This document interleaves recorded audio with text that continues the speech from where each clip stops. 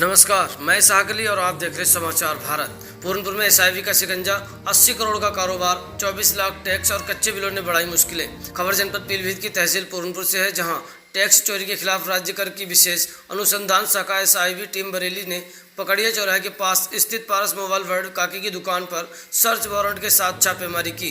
GST की एसआईवी team ने दुकान में बिक्री, स्टॉक और टैक्स अदायगी से संबंधित अभिलेखों की गहन जांच की।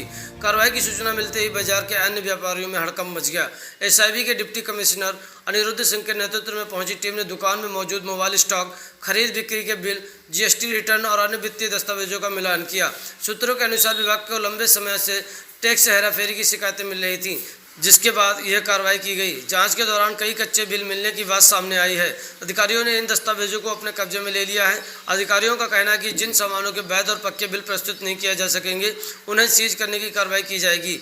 जीएसटी कमिश्नर अनिरुद्ध सिंह ने बताया कि प्रारंभिक जांच में करीब 80 करोड़ रुपए की बिक्री के मुकाबले में मात्र 24 लाख रुपए टैक्स जमा किया जाने की जानकारी सामने आई है, जिसकी विस्तृत जाँच की जा रही है। जाँच पूरी होने के बाद वास्तविक करदाता और संभावित कर चोरी की स्थिति स्पष्ट होगी। उन्होंने बताया कि कार्रवाई देर रात तक जारी रह सकती है।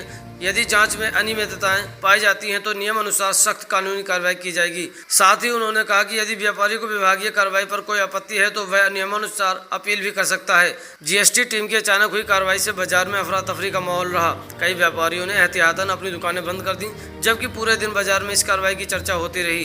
विभागीय सूत्रों का कहना है कि टैक्स चोरी के मामलों में लगातार निगरानी रखी जा रही है और आगे भी इसी तरह की कार्रवाई जारी रहेगी। ऐसी ही और खबरों को देखने के लिए हमारे न्यूज़ चैनल समाचार भारत 24 को सब्सक्राइब करें। बरेली एसआईवी टीम है, ठीक है।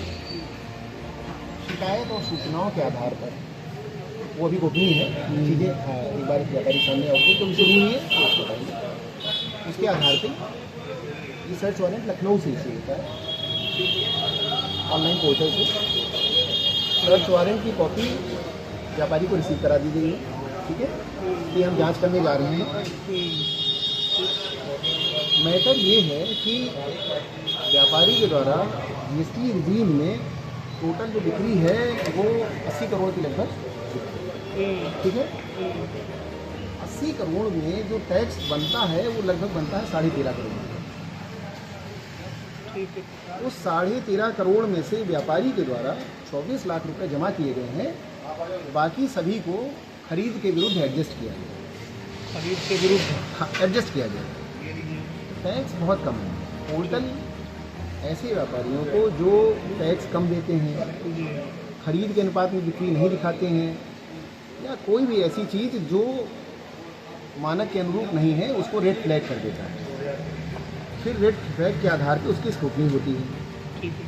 स्क्रूटनी में पाया गया कि व्यापारी द्वारा वास्तव में जितना टैक्स दिया जाना चाहिए उतना नहीं दिया जाना।